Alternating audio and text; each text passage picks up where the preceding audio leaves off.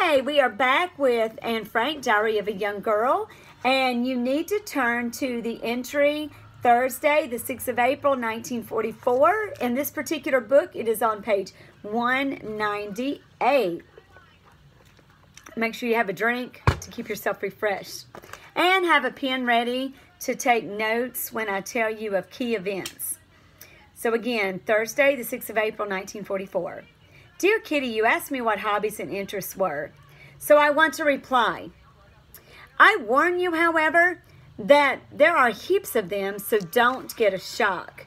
First of all, writing, but that hardly counts as a hobby. Number 2, family trees. I've been searching for family trees of the French, German, Spanish, English, Austrian, Russian, Norwegian, and Dutch royal families in all the newspapers, books, and pamphlets I can find. I've made great progress with a lot of them, as for a long time already, I've been taking down notes from all the biographies and history books that I read. I even copy out many passages of history. My third hobby then is history, on which Daddy has already bought me a lot of books. I can hardly wait for the day that I shall be able to comb through the books in a public library. To me, that's kind of foreshadowing again if you already know what happens in the end for Anne Frank. Number 4 is Greek and Roman mythology. I have various books about this too.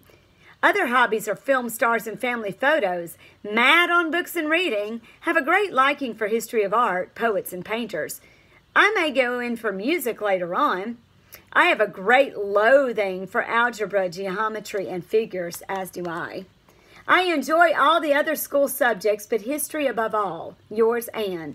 I think I would take note of some of her hobbies. That's important. 199, Tuesday, the 11th of April, 1944.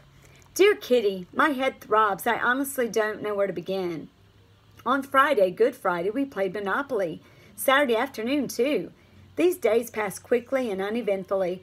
On Sunday afternoon, on my invitation, Peter came to my room at 4:30. At 5:15, we went to the front attic, where we remained until 6 o'clock. There was a beautiful Mozart concert on the radio from 6 o'clock until 7:15. I enjoyed it all very much, but especially the Klein Nacht music. I can hardly listen in the room because I'm always so inwardly stirred when I hear lovely music. On Sunday evening, Peter and I went to the front attic together, and in order to sit comfortably, we took with us a few divan cushions that we were able to lay our heads on. We seated ourselves on one packing case. Both the case and the cushions were very narrow, so we sat absolutely squashed together, leaning against other cases. Mooshie kept us company too, so we weren't unchaperoned. Suddenly, at 8:45, Mr. Van Daan whistled and asked if we had one of Dussel's cushions. We both jumped up and went downstairs with cushion, cat, and Van Daan. A lot of trouble arose out of this cushion, because Dussel was annoyed that we had one of his cushions, one that he used as a pillow. He was afraid that there might be fleas in it and made a great commotion about his beloved cushions. Peter and I put 2 hard brushes in his bed as revenge. We had a good laugh over this little interlude. Our fun didn't last long. At 9:30, Peter knocked softly on the door and asked Daddy if he would just help him upstairs over a difficult English sentence. That's a blind, I said to Margot. Anyone could see through that one. I was right. What she means by that's a blind is basically he's just making up something to make it sound like it's nothing really that he needs, but there's something going on, basically. They were in the act of breaking into the warehouse. Daddy, Van Daan, Dussel, and Peter were downstairs in a flash.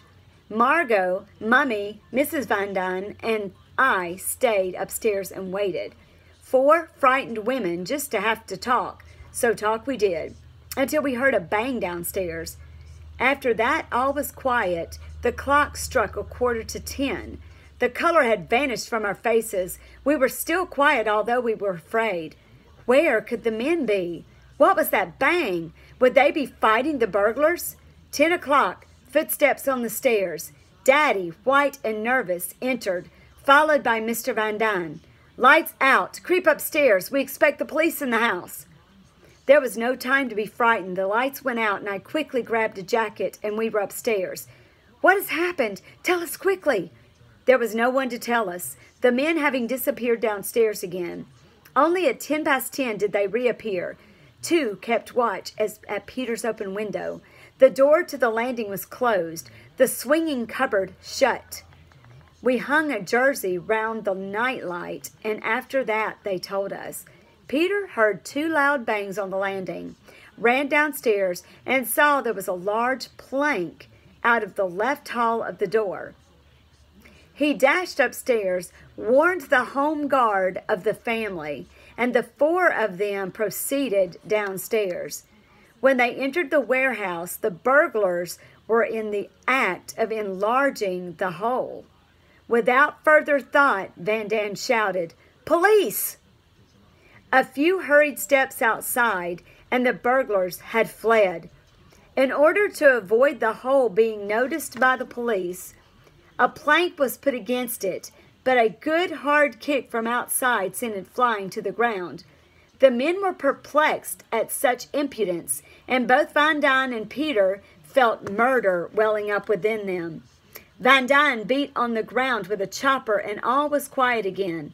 Once more they wanted to put the plank in front of the hole. Disturbance! A married couple outside shone a torch through the opening, lighting up the whole warehouse. "Hell!" muttered one of the men. And now they switched over from their role of police to that of burglars. The four of them sneaked upstairs. Peter quickly opened the doors and windows of the kitchen and private office, flung the telephone onto the floor, and finally the four of them landed behind the swinging cupboard. The married couple with the torch would probably have warned the police. It was Sunday evening. Easter Sunday, no one at the office on Easter Monday. So none of us could budge until Tuesday morning. Think of it, waiting in such fear for 2 nights and a day. No one had anything to suggest, so we simply sat there in pitch darkness because Mrs. Van Daan, in her fright, had unintentionally turned the lamp right out, talked in whispers, and at every creak one heard shh, shh. It turned 10:30, 11, but not a sound. Daddy and Van Daan joined us in turns. Then 11:15, a bustle and noise downstairs. Everyone's breath was audible. Otherwise, no one moved. Footsteps in the house, in the private office, kitchen, then on our staircase. No one breathed audibly now. Footsteps on our staircase, then a rattling of the swinging cupboard. This moment is indescribable. "Now we are lost," I said, and I could see us all being taken away by the Gestapo that very night. Twice they rattled at the cupboard. Then there was nothing. The footsteps withdrew. We were saved so far. A shiver seemed to pass from one to another. I heard someone's teeth chattering. No one said a word. There was not another sound in the house, but a light was burning on our landing right in front of the cupboard. Could that be because it was a secret cupboard? Perhaps the police had forgotten the light? Would someone come back to put it out? Tongues loosened. There was no one in the house any longer. Perhaps there was someone on guard outside. Next, we did 3 things. We went over again what we supposed had happened. We trembled with fear, and we had to go to the lavatory. That's the bathroom. The buckets were in the attic, so all we had was Peter's tin wastebasket. Van Daan went first, then Daddy, but Mummy was too shy to face it. Daddy brought the wastebasket into the room where Margot, Mrs. Van Daan, and I gladly made use of it. Finally, Mummy decided to do so too. People kept on asking for paper. Fortunately, I had some in my pocket, so if you're not understanding what's happening, they're all having to use the restroom. They cannot go, so they're having to use the wastebasket, and they're all taking turns using the restroom in the wastebasket. The tin smelled ghastly. Everything went on in a whisper. We were tired. It was 12 o'clock. Lie down on the floor then and sleep. Margot and I were each given a pillow and one blanket, Margot lying just near the store cupboard and I between the table legs. The smell wasn't quite so bad when one was on the floor, but still Mrs. Van Daan quietly brought some chlorine, a tea towel over the pot, serving as a second expedient. Talk, whispers, fear, stink, flatulation, and always someone on the pot. Then try to go to sleep. However, by 2:30, I was so tired that I knew no more until 3:30. I awoke when Mrs. Van Daan laid her head on my foot. For heaven's sake, give me something to put on, I asked. I was given something, but don't ask what. A pair of woolen knickers over my pajamas, a red jumper, and a black skirt, white oversocks, and a pair of sports stockings full of holes. Then Mrs. Van Daan sat in the chair, and her husband came and lay on my feet. I lay thinking till 3:30, shivering the whole time, which prevented Van Daan from sleeping. I prepared myself for the return of the police. Then we'd have to say that we were in hiding. They would either be good Dutch people, then we'd be saved, or NSBers. Then we'd have to bribe them. And guys, if you notice, it gives you a number 1, which means to refer to the bottom, because it's telling you what NSBers are, and that stands for the Dutch National Socialist Movement.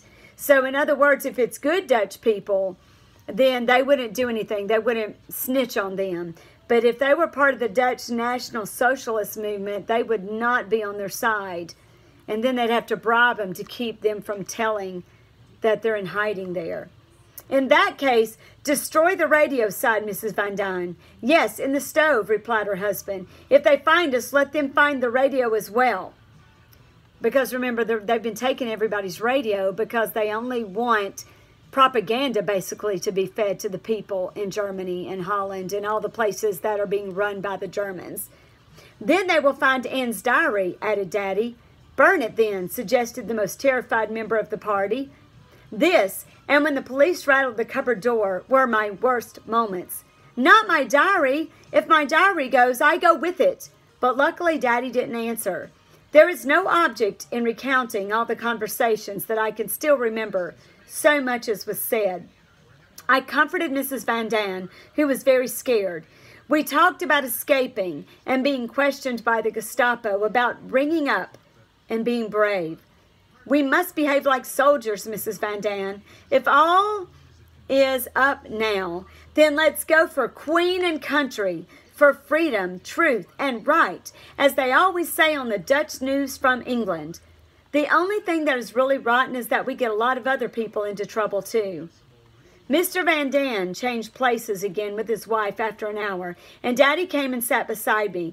The men smoked non-stop. Now and then there was a deep sigh. Then someone went on the pot and everything began all over again.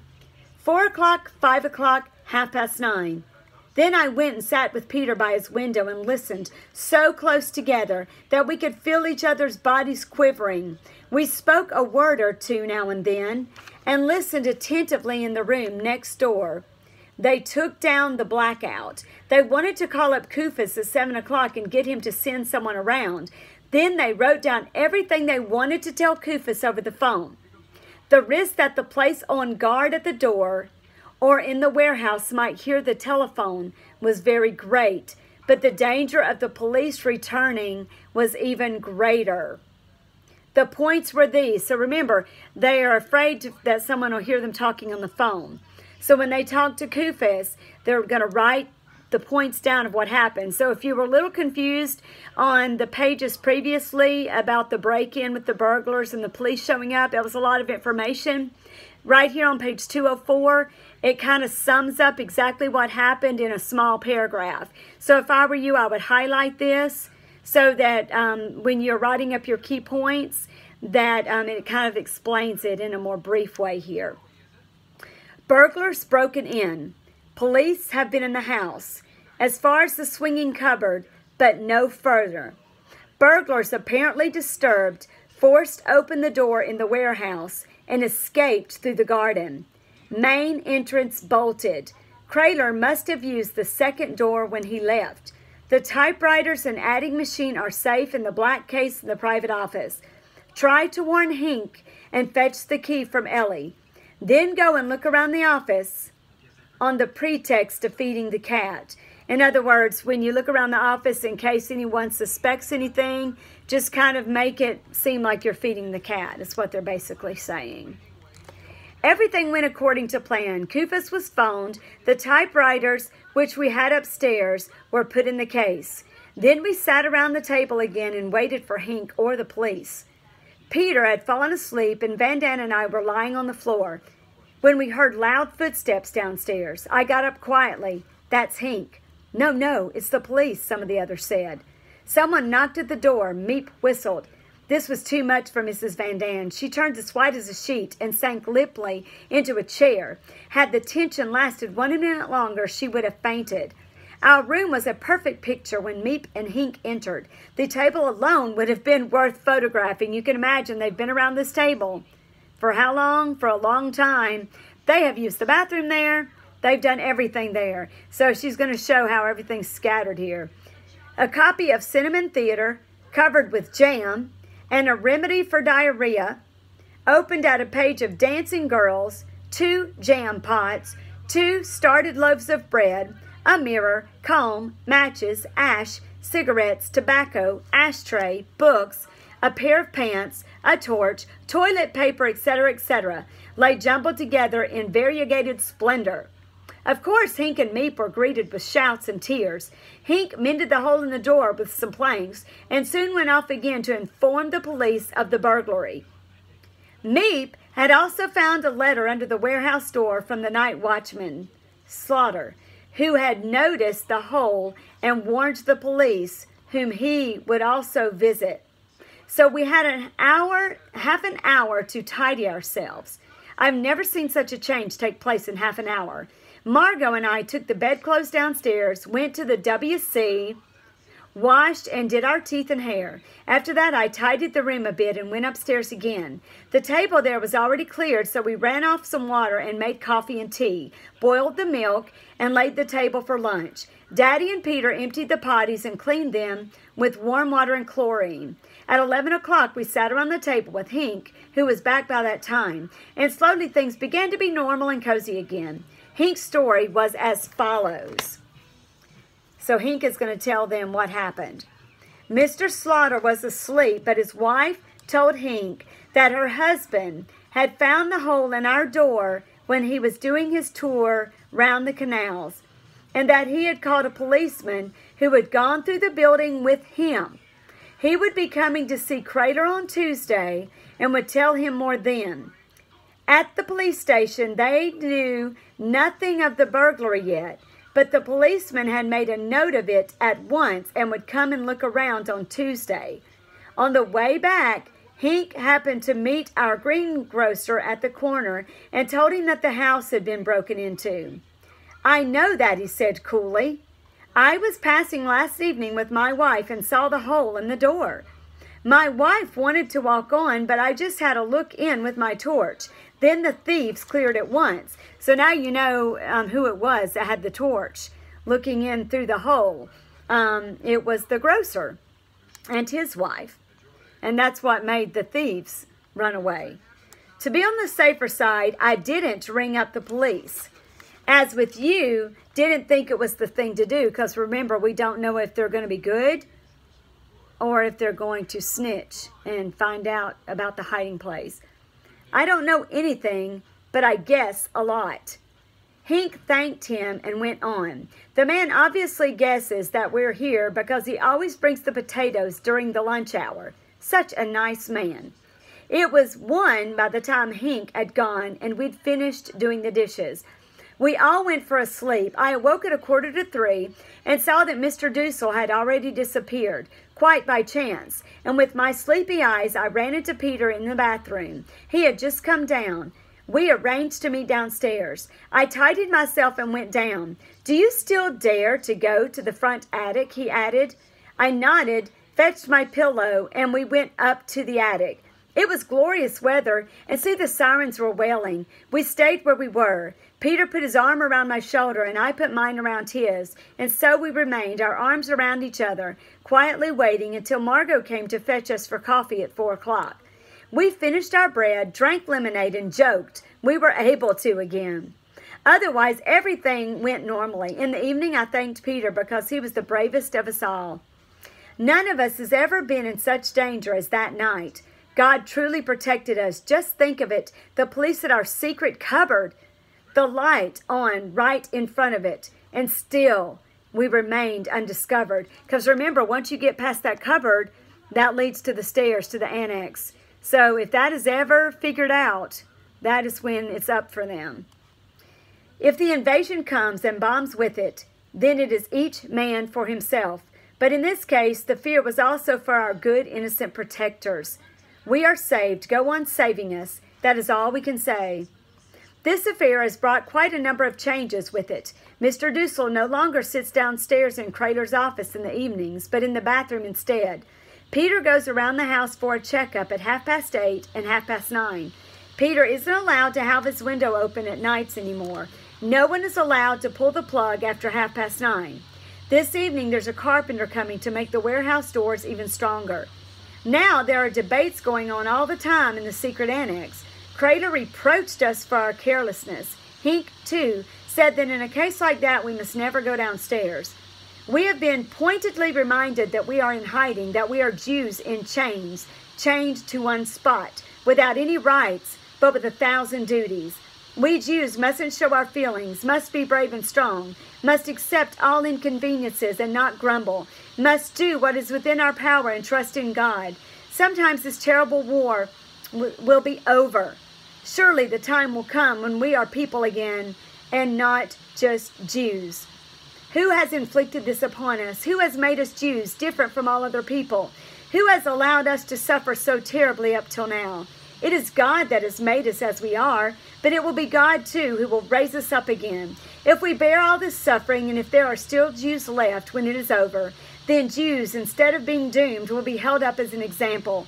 Who knows, it might even be our religion, from which the world and all peoples learn good. And for that reason, and that reason only, do we have to suffer now.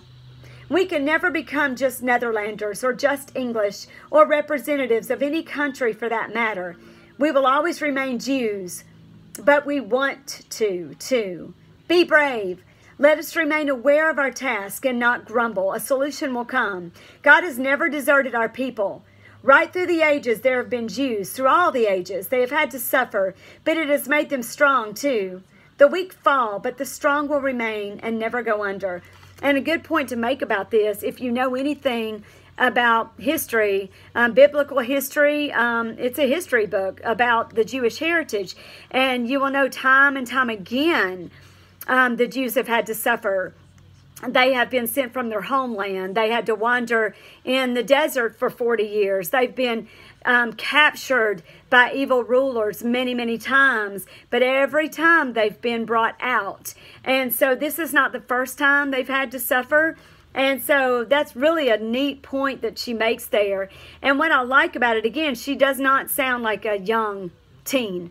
She sounds like a grown person, very, very mature. And her bravery, guys, I don't know if I or if any of you could have the bravery that this young girl has. And I just think these words that she says here are very, very powerful. During that night, I really felt that I had to die. I waited for the police. I was prepared as the soldier is on the battlefield. I was eager to lay down my life for the country. But now I've been saved again. Now my worst wish after the war is that I may become Dutch. I love the Dutch. I love this country. I love the language and I want to work here. And even if I have to write to the Queen myself, I will not give up until I have reached my goal. I am becoming still more independent of my parents, young as I am. I face life with more courage than Mummy. My feeling for justice is unmovable. And truer than hers. I know what I want. I have a goal and opinion. I have a religion and love. Let me be myself and then I am satisfied. I know that I'm a woman with inward strength and plenty of courage. If God lets me live, I shall attain more than Mummy has ever done. I shall not remain insignificant. I shall work in the world and for mankind.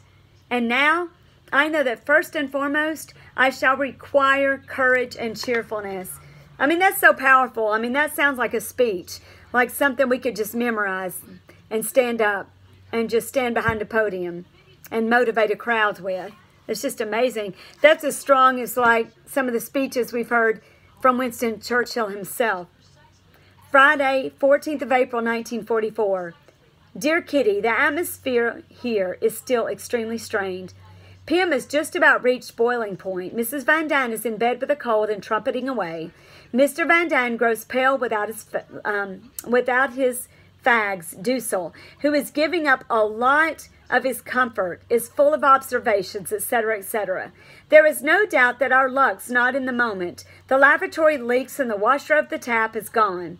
But, thanks to our many connections, we shall soon be able to get these things put right. I am sentimental sometimes. I know that, but there is occasion to be sentimental here at times.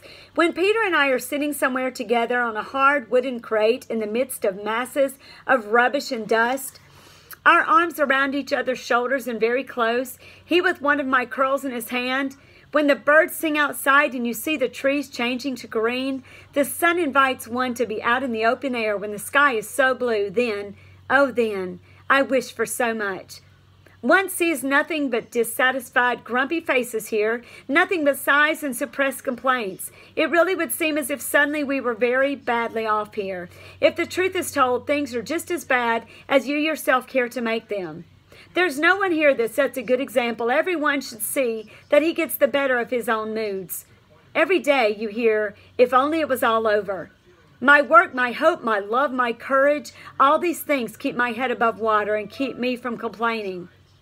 I really believe, Kits, that I am slightly bad today, and yet I don't know why. Everything here is so mixed up. Nothing's connected anymore, and sometimes I very much doubt whether in the future anyone will be interested in all my tosh. The Unbosomings of an Ugly Duckling will be the title of all this nonsense. My diary really won't be much use to Messrs. Bolkenstein or Gerbrandy. I love this because we know the importance of this book. Think of how many times, how many people have read this book, and she's thinking that nobody will really even care to read it. But guys, I love this one quote. You know how I like to have y'all look at quotes on page 209. If the truth is told, things are just as bad as you yourself care to make them. And it kind of goes along with sayings that we say all the time that, you know, life is what you make it. And we are so spoiled. I think of our little grumps and gripes. I think about what we're going through right now with having to be in our homes during this virus. And I think, my gosh, it's laughable what we are going through compared to the terror that the Jews are living in every day. And I just want to scold myself anytime I complain about anything, because we have been truly blessed. So anyway, that is today's reading, and we'll start next time on Saturday, the 15th of April, 1944.